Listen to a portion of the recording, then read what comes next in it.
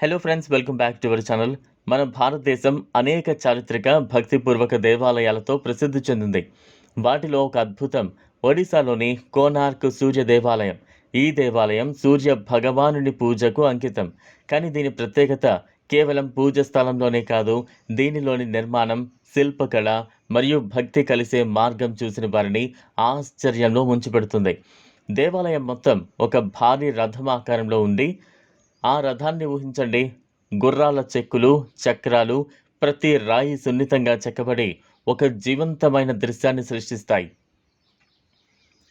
ప్రతి చెక్క పని ఒక కథ చెప్పేలా ఉంటుంది. రథం చక్రాలు, గుర్రాలు, గోడలపై చెక్కబడిన ఉన్న విపులమైన శిల్పాలు ప్రతి కోణంలో మునిగిన డివోషన్ను మనకు చూపిస్తాయి.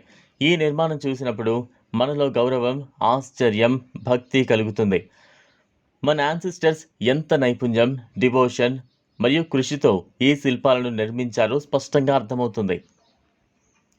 కోనార్క్ దేవాలయంలోని చక్రాలు చాలా ప్రత్యేకమైనవి. ఇవి డెకరేటివ్ ఐటమ్స్ మాత్రమే కాక సమయాన్ని సూచించే విధంగా ఉపయోగించబడ్డాయి. ఆ కాలంలో ప్రజలు వీటిని గమనించి సమయాన్ని అంచనా వేసేవారు. ప్రతి చక్రం ప్రెసిషన్, జ్ఞానం మరియు క్రమశీలతకు ప్రతీక.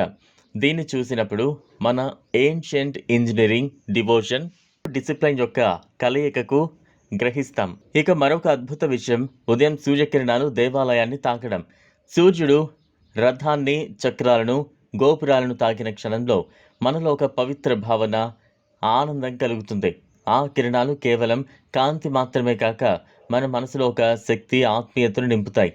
దేవాలయం మరియు సూర్యుని మధ్య ఉన్న ఈ అనుసంధానం చూస్తే భగవంతుని శక్తి, ప్రకృతి మరియు డివోషన్ అనేది ఒకరిద్దరికి మించినట్లుగా అనిపిస్తుంది. చరిత్రలో చెప్పబడింది, కోనార్క్ దేవాలయం ఒకప్పుడు సముద్రానికి దగ్గరగా ఉండేది. సముద్ర మార్గంలో ప్రయాణించే నావికులు దీని దూరం నుండే గుర్తించేవారు. ఇది వారి మార్గదర్శకం, ఒక సిగ్నల్ లాంటి పనిచేసింది. ఈ కారణంగా దేవాలయం మరింత ప్రత్యేకంగా నిలిచింది. ఇంతలోపే దీని భవనం, చక్రాలు, శిల్పాలు, అందం మరియు భక్తి కలిపి ఒక టైమ్లెస్ ల్యాండ్ మార్క్గా మారాయి. కోనార్క్ దేవాలయం మనకు ఒక గొప్ప సందేశాన్ని ఇస్తుంది.